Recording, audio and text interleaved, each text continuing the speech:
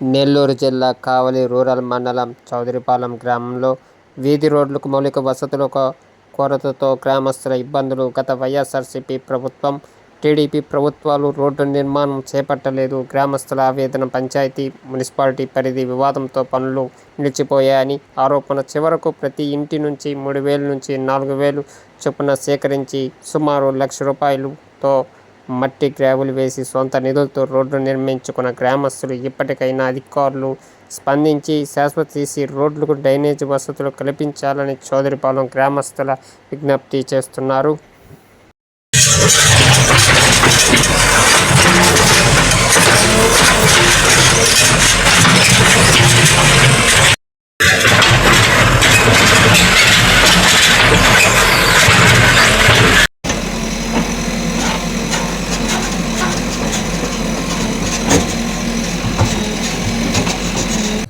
మాది చౌదరిపాలెము గ్రామము. నా పేరు చిరంజీవి. మా వీధిలో ప్రభుత్వం ద్వారా ఏ పనులు చేయలేదు. మట్టి ద్వారా ఈ రోడ్డు పనులు కూడా రాలేదు, ఏం చేయలేదు.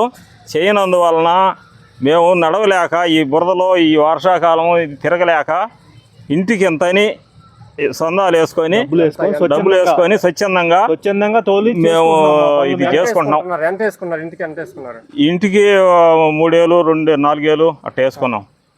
అట్లా 4,000 వేసుకొని మొత్తం ₹1,00,000 అయింది. మొత్తం ₹1,00,000 అయింది. వైసీపీ ప్రభుత్వంలో వాళ్ళు మాకేం చేయలే.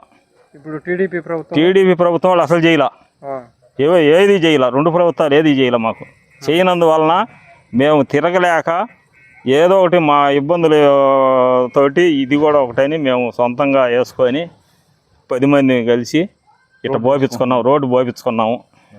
మున్సిపాలిటీ, పంచాయతీ కారణం వల్ల మున్సిపాలిటీ పంచాయతీ వస్తే పోతామని కొంతమంది అంటారు. పంచాయతీ కాదు మీది, మున్సిపాలిటీ అయ్యింది. మున్సిపాలిటీ అయితే మున్సిపాలిటీ అయినాక పోతామని కొంతమంది అంటున్నారు. మాకు ఏది అర్థం కాక మేము సొంతంగా పోసుకున్నాం.